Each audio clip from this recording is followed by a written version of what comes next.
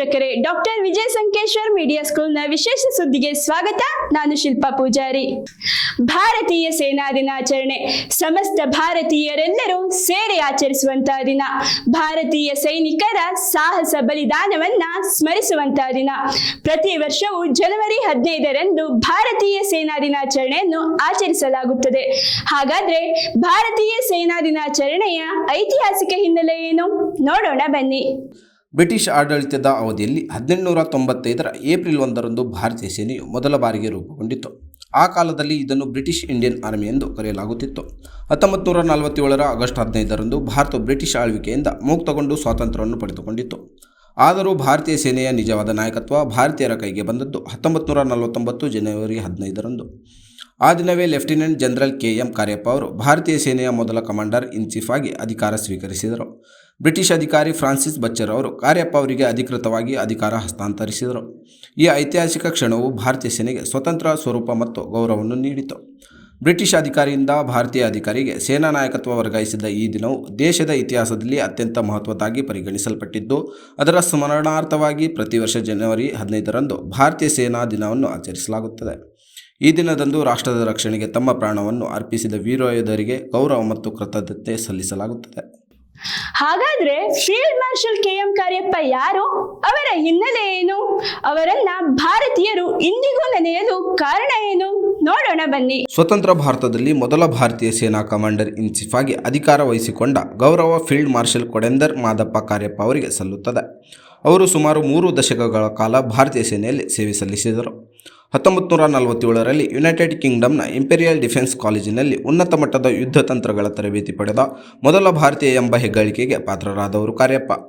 ಪೂರ್ವ ಮತ್ತು ಪಶ್ಚಿಮ ಸೇನಾ ವಿಭಾಗಗಳ ಕಮಾಂಡರ್ ಆಗಿಯೂ ಅವರು ಸೇವೆ ಸಲ್ಲಿಸಿದ್ದು, ಭಾರತೀಯ ಸೇನೆಯಲ್ಲಿ ಶಿಸ್ತು, ಸ್ವಾಭಿಮಾನ ಮತ್ತು ವೃತ್ತಿಪರತೆಯ ದಿಕ್ಕಿನಲ್ಲಿ ಮುನ್ನಡೆಸಿದ ಪ್ರಮುಖ ವ್ಯಕ್ತಿಗಳಲ್ಲಿ ಒಬ್ಬರಾಗಿದ್ದಾರೆ.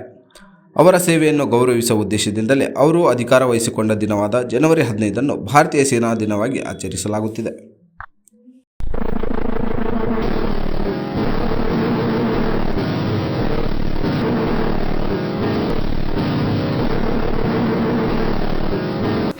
ಭಾರತೀಯ ಸೇನೆಯಲ್ಲಿ ಹಲವಾರು ಹುದ್ದೆಗಳಿದ್ದರೂ ಫೀಲ್ಡ್ ಮಾರ್ಷಲ್ ಅನ್ನುವಂಥ ಹುದ್ದೆ ಯಾಕಷ್ಟು ಪ್ರಮುಖವಾಗುತ್ತದೆ?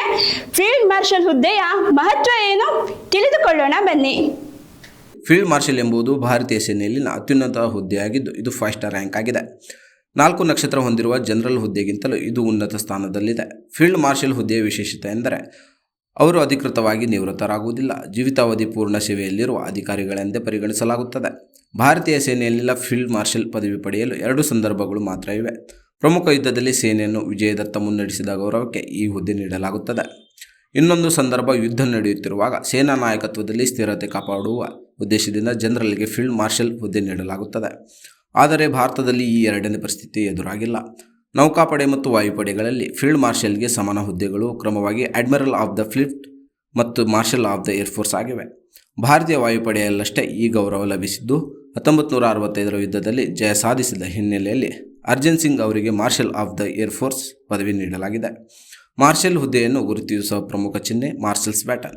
ಇದು ಚಿನ್ನದ ದಂಡವಾಗಿದ್ದು, ಅದರ ಅಲಂಕೃತ ಶಿರಭಾಗ ಹುದ್ದೆಯ ಗೌರವ ಮತ್ತು ಪ್ರತಿಷ್ಠೆಯನ್ನು ಸೂಚಿಸುತ್ತದೆ. ಭೂಸೇನೆಯಲ್ಲಿ ಈ ಬ್ಯಾಟನ್ನ ಮೇಲ್ಭಾಗದಲ್ಲಿ ಅಶೋಕ ಸ್ತಂಭ ಅಳವಡಿಸಲ್ಪಟ್ಟಿರುತ್ತದೆ. ಹಾಗಾದ್ರೆ ಭಾರತದಲ್ಲಿ ಸೇನಾ ದಿನಾಚರಣೆಯನ್ನ ಯಾವೆಲ್ಲ ರೀತಿಯಲ್ಲಿ ಆಚರಿಸ್ತಾರೆ ಅಂತ ತಿಳ್ಕೋಬೇಕಾ? ಇಲ್ಲಿದೆ ನೋಡಿ ಅದರ ಸಂಪೂರ್ಣ ಮಾಹಿತಿ. ಸ್ವತಂತ್ರ ಭಾರತದ ಗೌರವ, ಘನತೆ ಮತ್ತು ಭದ್ರತೆಗಾಗಿ ತಮ್ಮ ಜೀವನವನ್ನೇ ಸಮರ್ಪಿಸಿದ ಭಾರತೀಯ ಸೇನಾ ಯೋಧರಿಗೆ ಗೌರವ ನಮನ ಸಲ್ಲಿಸುವ ಉದ್ದೇಶದಿಂದ ಪ್ರತಿ ವರ್ಷ ದೇಶದ ಎಲ್ಲ ಸೇನಾ ಕೇಂದ್ರಗಳಲ್ಲಿ ಸೇನಾ ದಿನಾಚರಣೆಯನ್ನು ಆಚರಿಸಲಾಗುತ್ತದೆ. ಈ ದಿನವನ್ನು ದೇಶಾದ್ಯಂತ ಉತ್ಸಾಹ ಮತ್ತು ಸಂಭ್ರಮದಿಂದ ಆಚರಿಸಲಾಗುತ್ತಿದ್ದು, ಭಾರತೀಯ ಸೇನೆಯ ಶೌರ್ಯ ಮತ್ತು ತ್ಯಾಗವನ್ನು ಸ್ಮರಿಸಲಾಗುತ್ತದೆ. ಈ ಸಂದರ್ಭದಲ್ಲಿ ದೆಹಲಿಯ ಕ್ಯಾಂಟೋನ್ಮೆಂಟ್ನ ಕಾರ್ಯಪ್ಪ ಮೈದಾನದಲ್ಲಿ ಪ್ರಮುಖ ಸೇನಾ ಪರೇಡ್ ಆಯೋಜಿಸಲಾಗುತ್ತದೆ. ಜೊತೆಗೆ ವಿಶಿಷ್ಟ ಸಾಧನೆ ತೋರಿದ ಸೈನಿಕರು ಹಾಗೂ ರಾಷ್ಟ್ರ ರಕ್ಷಣೆಯ ನಿಮಿತ್ತ ಪ್ರಾಣತ್ಯಾಗ ಮಾಡಿದ ವೀರ ಯೋಧರಿಗೆ ವಿವಿಧ ಪ್ರಶಸ್ತಿಗಳ ಮೂಲಕ ಗೌರವ ಸಲ್ಲಿಸಲಾಗುತ್ತದೆ. ಭಾರತೀಯ ಸೇನಾ ದಿನಾಚರಣೆ ಒಂದು ದೇಶಭಕ್ತಿಯ ಪ್ರತೀಕವಾಗಿದ್ದು, ದೇಶದೆಲ್ಲೆಡೆ ಇದನ್ನು ಬಹಳ ಅರ್ಥಪೂರ್ಣ ರೀತಿಯಲ್ಲಿ ಆಚರಿಸಲಾಗುತ್ತದೆ. ಅದೆಷ್ಟೋ ಸಾವಿರ ಸೈನಿಕರ ತ್ಯಾಗ ಬಲಿದಾನಗಳಿಂದ ಬೆಳಗುತ್ತಿರುವ ಈ ಪುಣ್ಯ ಭೂಮಿಯ ಗರಿಮೆ ಅಜರಾಮರವಾಗಿರಲಿ ಎಂಬುದು ನಮ್ಮೆಲ್ಲರ ಆಶಯ. ಇದಾಗಿತ್ತು ಈ ಹೊತ್ತಿನ ವಿಶೇಷ ಸುದ್ದಿ. ಇದೇ ರೀತಿಯ ವಿಶೇಷ ಸುದ್ದಿಗಳಿಗಾಗಿ ನೋಡ್ತಾ ಇರಿ ಡಾಕ್ಟರ್ ವಿಜಯ ಸಂಕೇಶ್ವರ್ ಮೀಡಿಯಾ ಸ್ಕೂಲ್, ಯಲ್ಲಾಪುರ.